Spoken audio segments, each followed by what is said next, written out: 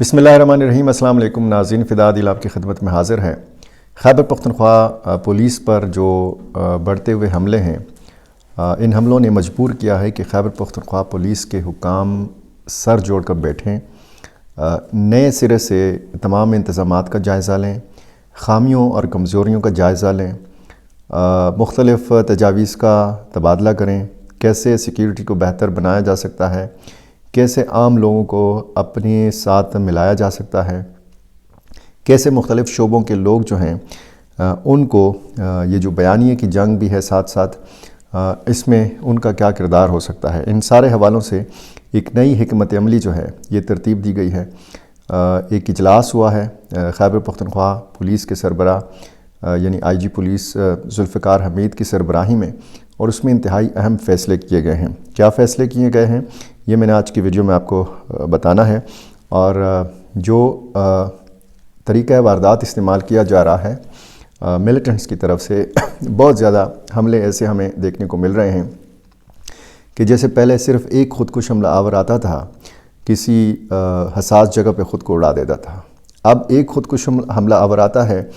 وہ خود کو دھماکے سے اڑا دیتا ہے، راستہ بنا لیتا ہے، اور اس کے مزید جو متعدد ساتھی ہیں وہ اس حساس جگہ میں داخل ہونے کی کوشش کرتے ہیں،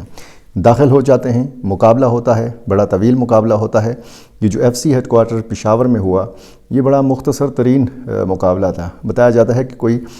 ساری کارروائی جو تھی یہ 3 منٹ کی تھی۔ وزیر داخلہ محسن نقوی نے گزشتہ روز دورہ بھی کیا ایف سی ہیڈ کوارٹر کا۔ ظاہر ہے کہ ان کا دورہ بنتا بھی تھا، انہوں نے وہاں پہ جو گیٹ کے اوپر تباہی کے مناظر تھے ان کا بھی جائزہ لیا، سیکیورٹی کے حوالے سے بھی ان کو بریفنگ دی گئی، اور یہ بھی ان کو بتایا گیا کہ ایف سی کہاں کہاں پہ کس کس طریقے سے اپنی خدمات انجام دے رہی ہے۔ تو جناب پولیس حکام نے سر جوڑ لیے ہیں، اور اس میں بہت زیادہ حملے ایسے ہو رہے ہیں کہ اس میں موٹر سائیکل کا استعمال کیا جا رہا ہے۔ اب جو موٹر سائیکل سوار ہیں ان کے لیے نئے احکامات جو ہیں یہ جاری کیے گئے ہیں۔ سب سے پہلے میں آپ کو اس اجلاس کی تفصیلات بتاؤں، لیکن اس سے پہلے میں نئی صف بندی کے بارے میں بتاؤں کہ یہ نئی صف بندی جو ہو رہی ہے یہ فورسز کی طرف سے بھی ہو رہی ہے، پولیس کی طرف سے بھی ہو رہی ہے، اور یہ ملیٹنٹس کی طرف سے بھی ہو رہی ہے۔ جو 1 مہینے خاموشی اختیار کی تھی ٹی ٹی پی نے، وہ تو پرسوں سے میں نے آپ کو بتایا تھا کہ پورے 30 دن بعد انہوں نے حملوں کی ذمہ داری لینے کا سلسلہ ایک بار پھر سے شروع کر دیا ہے۔ کل جو رات کو press release I T T P کی، اس میں 21 کارروائیوں کی ذمہ داری قبول کی گئی ہے، اور اس میں دلچسپ بات یہ ہے کہ اس میں لکھا گیا ہے کہ بعض تکنیکی مشکلات کی وجہ سے ٹانک میں گزشتہ کچھ عرصے میں ہونے والی عملیات روزانہ رپورٹ میں شامل نہیں ہو سکیں جو آج کی رپورٹ میں شامل کی جا رہی ہیں۔ یعنی اس 1 مہینے کے دوران معاف کیجیے گا، جو حملے ہوئے اور جن کی ذمہ داری ٹی ٹی پی نے نہیں قبول کی تھی، وہ اس پریس ریلیز میں انہوں نے پوری تفصیل بتائی ہے کہ کہاں کہاں پہ انہوں نے کیسے حملے کیے۔ تو اس سے بھی پتہ لگتا ہے کہ ٹی ٹی پی نے زبانی خاموشی تو اختیار کی تھی، عملاً وہ خاموش نہیں تھی، چونکہ پاکستان اور افغانستان کی کشیدہ صورتحال اور اس کے جو اشارے ملتے ہیں، جو تانے بانے ملتے ہیں، جب ہم کڑیاں ملاتے ہیں اور جب ہم یہ کہتے ہیں اور یہ سنتے ہیں مختلف سیکیورٹی ماہرین کی طرف سے کہ ان کا آپس میں گٹھ جوڑ ہے، یعنی افغان طالبان اور پاکستانی جو ملیٹنٹس ہیں یہ آپس میں ایک ہیں، کیونکہ انہوں نے شیخ ہبت اللہ اخندزادہ کے ہاتھ پہ بیعت کر رکھا ہے۔ تو ایک قسم کی صف بندی وہ بھی ہے، یعنی نئے حملے جو ہیں یا حملوں میں جو ایک حکمت عملی کی تبدیلی نظر آتی ہے، یا حملوں کا مقام جو تبدیل ہوتا ہوا نظر آتا ہے۔ یعنی پہلے یہ افغان سرحد کے قریب بہت زیادہ واقعات ہوتے تھے، اب یہ سلسلہ جو ہے وہ دراز کیا گیا ہے بڑے شہروں تک، اسلام آباد، پشاور، اور خدا نخواستہ آگے بھی آپ دیکھیں گے۔ Inspector general of police Khyber Pakhtunkhwa Zulfiqar حمید کی زیر صدارت ایک اعلیٰ سطحی اجلاس منعقد کیا گیا، جس میں ریڈ زون اور اس میں موجود تمام اہم سرکاری عمارات اور تنصیبات کی سیکیورٹی کا اثر و جائزہ لے کر حکمت عملی مزید مؤثر بنانے سے متعلق ہدایات جاری کی گئیں۔ اس اجلاس میں additional I G Ps operations Muhammad Ali Baba Khel, special branch Kashif Alam, headquarters Abbas Ahsan, C C P O Peshawar doctor Mian Saeed, اور D I Gs finance Syed Fida Hassan, headquarters Irfan Ullah, باقی بھی جو حکام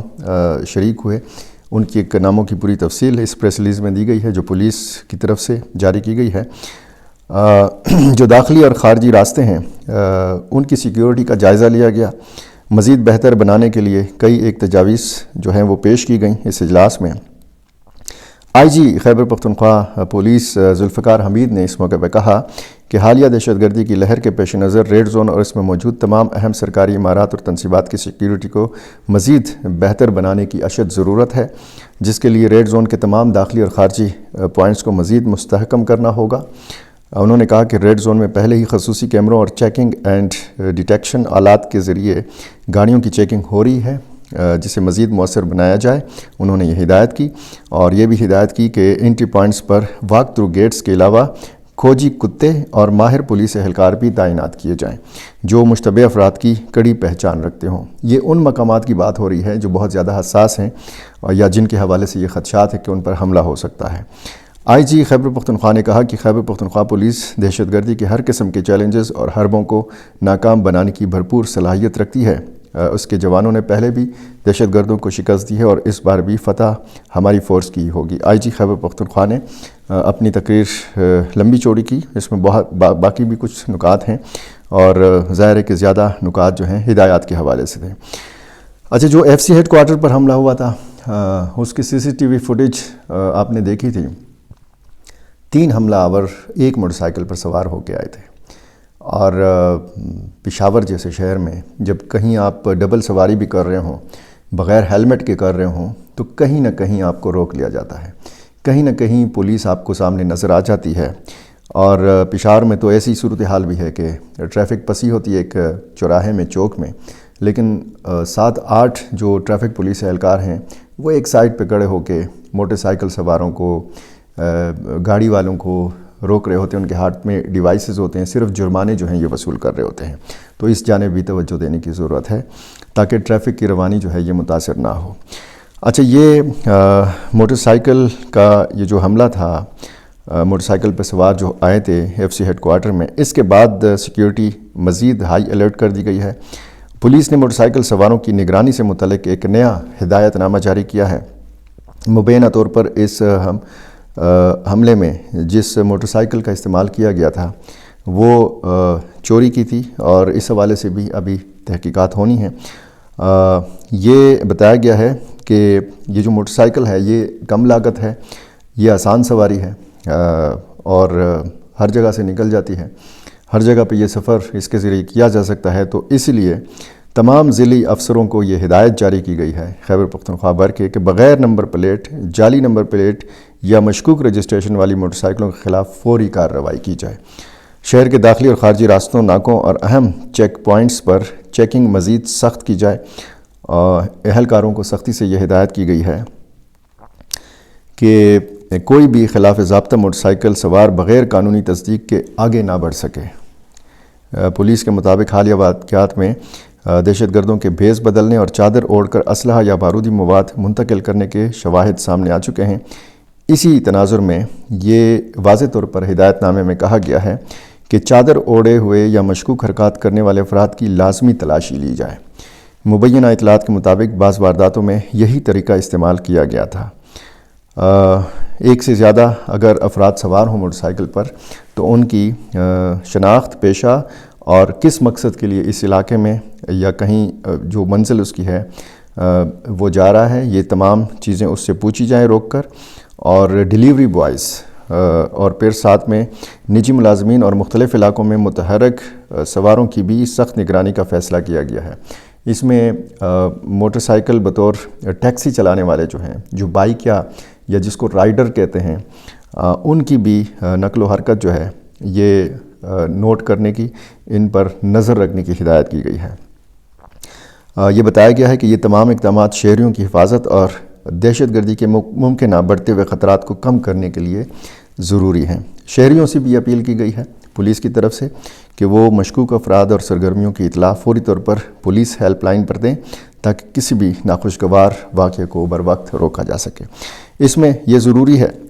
کہ جو سی سی ٹی وی کیمراز لگے ہوئے ہیں ان کی فوٹیج حملے کے بعد تو استعمال ہو جاتی ہے، ہم بھی استعمال کر لیتے ہیں آپ کو دکھانے کے لیے، لیکن یہ کیمراز جو ہیں ان کا جس طریقے سے ان کا مقصد ہے لگانے کا وہ یہ ہونا چاہیے کہ کوئی بھی واردات چوری کی ہو، معمولی چھوٹی موٹی واردات ہو یا بڑا دہشت گردی کا واقعہ ہو، اس کو پیشگی طور پر روکا جا سکے۔ اب جیسے ایک خودکش حملہ آور آتا ہے، ایف سی ہیڈ کوارٹر کے سامنے وہ کڑا ہوتا ہے، 10-11 منٹ وہ ریکی کرتا ہے، ادھر سے ادھر جاتا ہے، تو ظاہر ہے کہ یہ ساری چیزیں کیمرے میں ریکارڈ کی گئی ہیں۔ اگر کوئی مانیٹرنگ کا بھی بہترین نظام ہو، اگر یہ دیکھا جائے کہ اس حساس جگہ کے باہر جو کیمرے لگے ہوئے ہیں وہ کس مقصد کے لیے لگے ہوئے ہیں، صرف وہاں پہ 8-10 سیکیورٹی اہلکاروں کو گیٹ پر کھڑا کرنا کافی نہیں ہے، صرف آنے جانے والوں کی چیکنگ کرنا کافی نہیں ہے، صرف موٹر سائیکل سواروں کو ظاہر ہے کہ تنگ کرنا یہ کافی نہیں ہے۔ صحیح معنوں میں اگر انٹیلیجنس کا نظام بھی بہتر بنایا جائے